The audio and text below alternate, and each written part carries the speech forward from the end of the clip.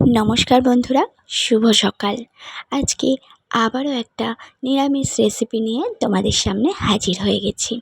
আজকে বানাবো soya rice. নিরামিষের দিন আমরা হামেশাই খুব চিন্তায় পড়ে যাই, আজকে কি বানাবো।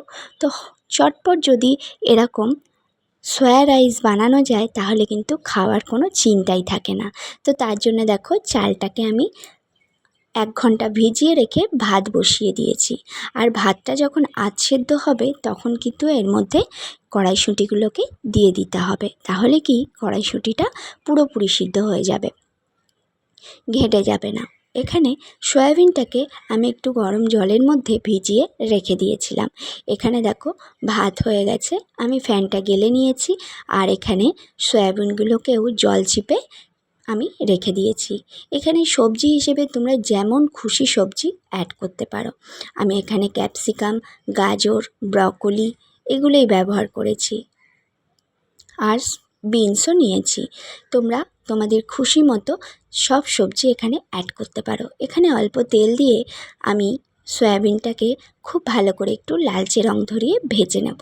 তো দেখো, যখন এরকম লালচে রং চলে আসবে তখন কিন্তু আমি সয়াবিনটার মধ্যে অল্প একটু চিনি দেব, অল্প একটু গোলমরিচ দেব, যেটা আমি তোমাদের সাথে স্কিপ করে গেছি, আর অল্প একটু লবণ দেব। দিয়ে আবারও একটু সুন্দর করে মিশিয়ে এটাকে আমি নামিয়ে রাখবো। দেখো, এখানে একটু গোলমরিচও দিয়ে দিলাম। এইভাবে একবার সয়াবিন রাইসটা বানিয়ে দেখো বন্ধুরা, ছোট থেকে বড় সকলের ভীষণ পছন্দ হবে। আর এটা ভীষণই হেলদি, কারণ বাচ্চারাও তো সবজি খেতে চায় না। তো এইভাবে যদি রাইস বানিয়ে দেওয়া যায় তাহলে কিন্তু খুব ভালোভাবেই সবজিগুলো ওরা খেয়ে নেবে। আর এখানে আমি বাসমতি চালের রাইসটা বানিয়েছি। তোমরা ঘরে থাকা চাল দিয়েও কিন্তু এই রাইসটা বানিয়ে ফেলতে পারবে, কোনো অসুবিধা নেই। খেতে কিন্তু দুর্দান্ত হয়। Welcome back to my Bengali kitchen. Bengali কিচেনে সকল বন্ধুকে স্বাগত। আশা রাখি সকলে খুব খুব ভালো আছো। তো দেখো, এখানে কড়ার মধ্যে আমি ঘি আর তেল অ্যাড করেছি, একটা তেজপাতা দিয়েছি, আর সাহা জিরে। অবশ্যই সাহা জিরেটা অ্যাড করো, তাহলে কিন্তু এর স্মেলটা খুব সুন্দর আসে, রাইসের মেলটা। তো দেখো, এখানে সমস্ত সবজিগুলোকে আমি দিয়ে দিয়েছি, যা যা সবজি নিয়েছি। তোমরা চাইলে এখানে বাঁধাকপি, বিট এগুলোও অ্যাড করতে পারো। তো আমার কাছে ঘরে যা যা ছিল আমি সেগুলোই অ্যাড করেছি। আর তোমরা যদি নিরামিষের দিন বানাও তাহলে এইভাবেই বানিও, আর যদি আমিষের দিন বানাও তাহলে এর মধ্যে একটু পেঁয়াজ অ্যাড করতে পারো, তাতে কিন্তু খেতে আরও বেশি ভালো লাগবে। এখানে দেখো, কাজু কিশমিশটা দিয়ে দিলাম। যখন সবজিগুলো আধ ভাজা হয়ে গেছে তখন কিন্তু আমি কাজু কিশমিশটাকে দিয়ে আবারও একটু সুন্দর করে নেড়ে চেড়ে পুরোপুরি সমস্ত কিছুকে ভেজে নিয়েছি। দেখো, এরকমভাবে ভাজতে হবে।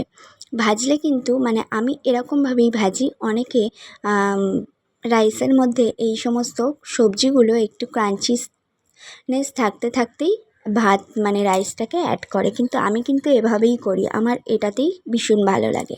তো দেখো, এখানে পরিমাণ মতো লবণ দিয়ে দিয়েছি, আর দিয়েছি পরিমাণ মতো চিনি। খুব সামান্য পরিমাণ চিনি এখানে আমি অ্যাড করেছি। দেখো, চিনিটা দিয়ে যখন চিনিটা গলে রস রস হয়ে যাবে তখনই কিন্তু এর মধ্যে রাইসটাকে আমি অ্যাড করব। সমস্ত নতুন বন্ধুদের সাদরে আমন্ত্রণ জানাচ্ছি, প্লিজ ভিডিওটাকে দেখে একটা লাইক দিও। আর সব সময় কিন্তু বেল বাটনটাকে প্রেস করে রেখো সাবস্ক্রাইব করে, তাহলে যখনই এরকম নিত্য নতুন ছোট ছোট রেসিপি তোমাদের সাথে শেয়ার করব সেটা সবার আগে তোমাদের কাছে নোটিফিকেশানের মাধ্যমে পৌঁছে যাবে।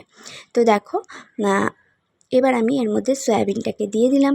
সয়াবিনটাকে দিয়ে আবার একটু নেড়ে চেড়ে মিশিয়ে দিচ্ছি। তারপরে এখানে রাইসটাকে দিয়ে খুব সুন্দর করে আমি কিন্তু রাইসটাকে এই সমস্ত সবজি সয়াবিনের সাথে মিশিয়ে খুব ভালো করে একটু ভেজে নেব। আজকের এই ছোট্ট রেসিপি তোমাদের কেমন লাগলো অবশ্যই জানাবে। যে কোনো নিরামিষের দিন বা বাড়িতে কোনো লোকজন আসলে নিরামিষের দিন অবশ্যই বানিয়ে দিতে পারো, দুর্দান্ত লাগে খেতে। আর দেখো, আমি ওপর থেকে প্রায় 1-1.5 চামচের মতো গোলমরিচের গুঁড়ো ছড়িয়ে দিলাম। এতে কিন্তু স্বাদটা অনেক বেশি ভালো আসে, যেহেতু এখানে সাহা মরিচ দিয়েছি আর এখানে গোলমরিচ পাউডার দিয়েছি। ভীষণ ভীষণ টেস্টি হয় খেতে। অবশ্যই এভাবে একবার বানিয়ে খেও, আশা করি তোমাদের সকলের খুব ভালো লাগবে। পুরনো বন্ধুদের অনেক ধন্যবাদ, অনেক ভালোবাসা। আজকে এই ছোট্ট ভিডিওটা দেখার জন্য সকলকে অনেক অনেক ধন্যবাদ। পরবর্তী ভিডিওতে আবার দেখা হবে। সাথে থেকো, পাশে থেকো, সবাই সুস্থ থেকো। টাটা, সকলে ভালো থেকো।